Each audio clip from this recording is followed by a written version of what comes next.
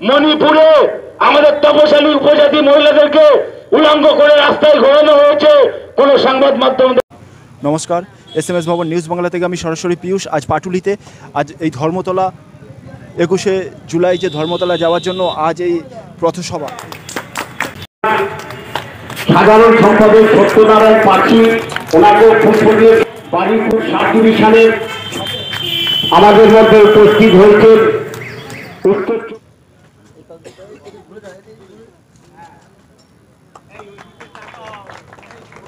পাশাপাশি যার বক্তব্য আপনারা শোনার জন্য অধীর আগ্রহে বসে আছেন, আলোটা ব্যবস্থা করছি। অত্যন্ত পণ্ডিত মানুষ, সুশিক্ষিত একজন অধ্যাপক, যার হাত ধরে এসসি ওবিসি তৃণমূল কংগ্রেস আজকে শুধু সারা বাংলায় সংগঠন অত্যন্ত সুসংগঠিতভাবে। একটা সময় এসসি ওবিসি তৃণমূল কংগ্রেস মানে সংগঠন খুব কম, কিন্তু আজকের দিনে বলতে পারি যে অধ্যাপক তাপস মণ্ডল এই সংগঠনের দায়িত্ব নেওয়ার পরে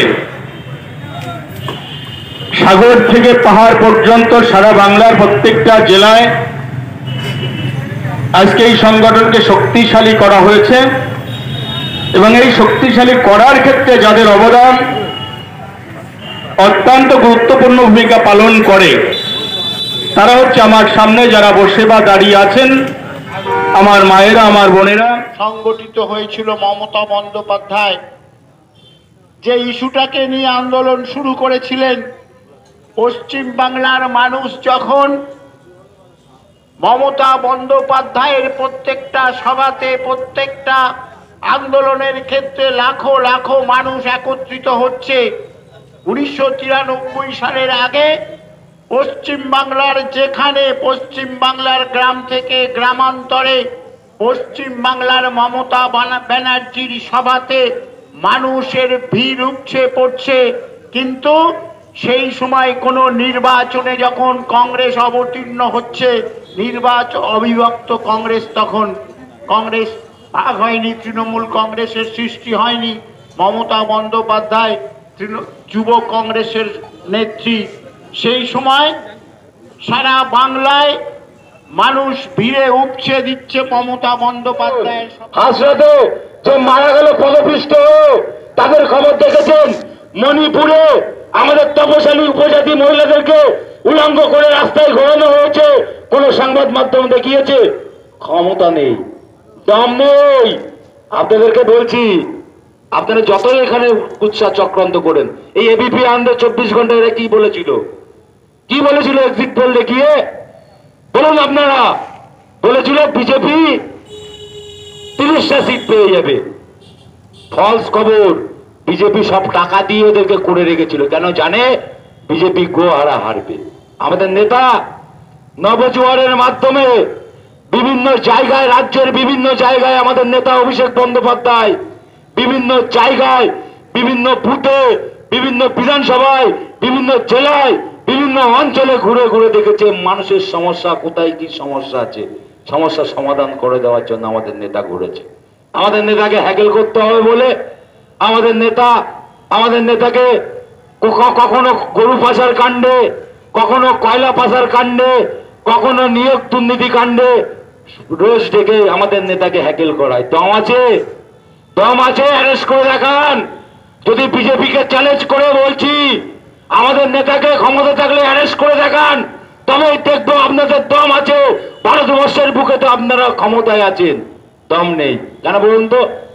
অভিষেক বন্দ্যোপাধ্যায়কে কালিমালিপ্ত করতে পারবেন না। অভিষেক বন্দ্যোপাধ্যায়ের সঙ্গে বাংলার জনগণ আছে, বাংলার মা বোনেরা আছে, বাংলার ছাত্র যুবরা আছে, বাংলার কৃষক শ্রমিকরা আছে, বাংলার শ্রমিক ভাইরা অভিষেক বন্দ্যোপাধ্যায়ের সঙ্গে আছে। আপনারা যতই চেষ্টা করুন, সবাইকে ইডি সিবিআই একবার করে ডাকছে। ভোট আসলে সিবিআই ইডি। এখানে এই সন্দেশখালীর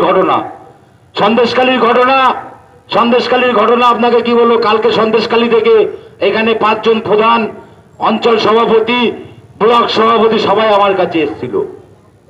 ওখানকার ঘটনা সাজানো ঘটনা, মিথ্যা ঘটনা। কি করেছে সিপিএম? নিরাপদ সর্দার ওখানকার প্রাক্তন বিধায়ক বিজেপির কাছ থেকে টাকা খেয়ে, মোটা টাকা খেয়ে ওখানে সিপিএম এর হারমাতদেরকে দিয়ে, উস্কানি দিয়ে বাংলার মা বোনদেরকে ভুল বুঝিয়ে বাংলায় আন্দোলন, ওখানে সন্দেশখালীতে আন্দোলন করে ভেবেছিল হয়তো বসিরহাটকে তারা জিততে পারবে। রেখা পাত্রকে দাঁড় করেছে। রেখা পাত্রকে আর খুঁজে পাওয়া যাচ্ছে না এরিয়ার মধ্যে। তিনি দিল্লি গিয়ে কার পা ধরে হয়তো বসে আছেন, পা চাটছেন। এরা সব পা চাটা লোক। ক্ষমতা থাকলে আপনি সংগঠনের মাধ্যমে আসুন না, আপনি সংগঠনের মাধ্যমে আসুন। আমরা তো প্রস্তুত আছি, চ্যালেঞ্জ করছি, বিজেপি সিপিএম কে চ্যালেঞ্জ করছি। আপনারা এইভাবে বড় বড় কথা রাস্তাঘাটে বলে, মাইক লাগিয়ে বড় বড় কথা না বলে, আপনারা যে 34 বছর সিপিএম এখন পোস্টার মারছে। পোস্টারে কি লেখা আছে? বেকার যুবকের চাকরি কোথায়? আপনারা তো পোস্টার হয়ে গেছেন, সিপিএম এর হারমাত। আপনারা তো পোস্টার হয়ে গেছেন রাস্তায় রাস্তায়। আমি দক্ষিণ 24 পরগনায় বিভিন্ন জায়গায় আমি গেছিলাম ভোট প্রচারে, সেখানে লেখা বেকার যুবকের চাকরি কোথায়? বেকার যুবককে চাকরি 34 বছরে দেননি, মনে ছিল না? 34 বছরে কোন বেকার যুবক চাকরি পাবে? বেকার যুবকদেরকে দিয়ে কি করাতেন সেটা বলবো? বেকার যুবককে দিয়ে সারাদিন মিটিং মিছিল করাতেন। আর রাতে কি করতেন? রাতে মাল টানিয়ে তাদেরকে বাড়িতে পাঠাতেন। আর তাদের ফ্যামিলিতে কি খেত, তার বউ বাচ্চা কি খেত, তার বাবা মা কি খেত, আপনাদের কোনো খবর নেওয়ার বেলায় থাকতো না। আর যদি কোনো বাড়ির মহিলা যদি প্রতিবাদ করত,